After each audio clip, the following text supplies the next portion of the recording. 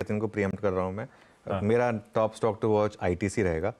आई think कल ITC में एक मीनिंगफुल ब्रेकआउट था, मटेरियल ब्रेकआउट था, उसकी हमने बात भी करी थी क्योंकि इसका 52 वीक लो हाई लगा था 24 जुलाई 2023 को और आज है 24 जुलाई 2024। अपने आप में ये एक पॉजिटिव है कि एक स्टॉक जो है वो एक साल का कंसोलिडेशन ब्रेकआउट करके बाहर आ रहा है और बहुत सारी ब्रोकरेजेस ने कहा है कि ये अब री रेटिंग कैंडिडेट है। देखिए वो 23 जुलाई 2024 जो हाई था, तो बहुत लोगों ने बोला है कि ये री रेटिंग कैंडिडेट है और इसका वैल्यूएशन भी मेरे हिसाब से कंफर्टेबल है, तो इसके लिए आज शायद 500 क्रॉस कर जाए। उसके बाद दो नंबर्स पर रिएक्शन होंगे एफएमसीजी में। लीवर के नंबर मुझे ठीक ठाक लगे। मैं देखिए कभी भी कोई नंबर एनालिसिस करता हूँ ना, उसमें हमेशा ये चीज़ जोड़ता हूँ कि उस सेक्टर का क्या मूव है।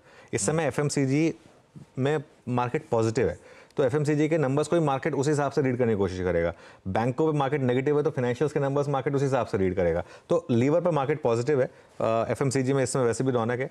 मैं रिपोर्ट पढ़ रहा था नमूरा की, मुझे नमूरा की रिपोर्ट ठीक ठाक लगी। 3200 के टारगेट दिए उन्होंने और वॉल्यूम ग्रोथ 4% ठीक है।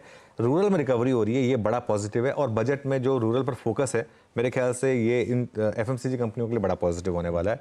तो इसकी वजह से लीवर को मैं ग्रीन में लेकर चल रहा हूँ। यूनाइटेड स्पिरिट्स को मैं ग्रीन में लेकर चल रहा हूँ। बीरू यहाँ पे सिर्फ इसलिए नहीं, वैसे इन जनरल मतलब नंबर्स अच्छे हैं यूनाइटेड स्पिरिट्स के, ठीक है ना। Q1 के नंबर्स, रेवेन्यू बढ़ा 3.5%, एबिटा 458 करोड़, 405 करोड़ का एस्टिमेट था मंगलम का, उसके हिसाब से काफ़ी अच्छा है। और एस्टिमेट जो मार्जिन है वो भी 17.3 के मुकाबले 19.5%। प्रॉफिट 299 करोड़, 238 करोड़ का एस्टिमेट था। और जो बाकी के ब्रांड्स हैं प्रेस्टीज और अबव, उसमें 10.1% की ग्रोथ है, 8 to 9% का एस्टिमेट था।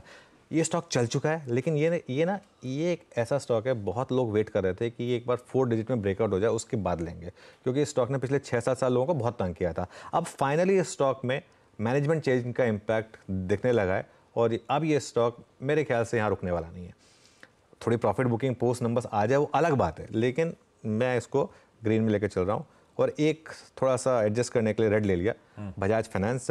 बजाज फाइनेंस रेड इसलिए ले लिया क्योंकि क्वार्टरली अपडेट के बाद वैसे भी स्टॉक थोड़ा सा कंसोलिडेशन दिखा भी रहा था और नंबर्स में ऐसा कोई वाव फैक्टर नहीं। जो बजाज फाइनेंस वाले नंबर्स होते हैं ना, वो वाला नंबर नहीं है कि आपको सीधा 10% का जंप दिखा दे। सिर्फ इसके लिए रेड लिया है मैंने यहाँ पर। जेफरीज की रिपोर्ट है, टारगेट उन्होंने कट किया है, 7780 का टारगेट किया है, 90 to 60 से कम करके, क्योंकि मुनाफा 14% बढ़ा, लेकिन देखिए अनुमान से थोड़ा कम था और क्रेडिट कॉस्ट बढ़ी है इनकी, तो इसके लिए। और जो सबसे बड़ी दिक्कत है, जो सारे फाइनेंशियल्स के लिए दिक्कत है, आगे जाके एनआईएम कम होंगे।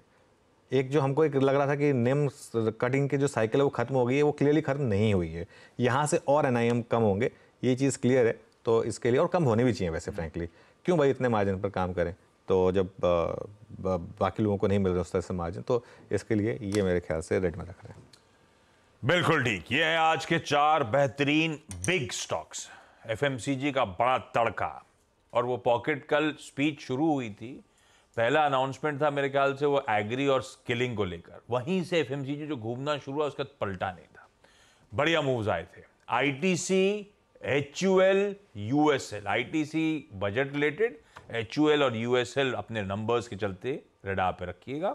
और बजाज फाइनेंस के रिजल्ट्स इन लाइन टाइप फीके से हैं, तो शायद आज थोड़ा सा दिक्कत में आता हुआ ये काउंटर नजर आए।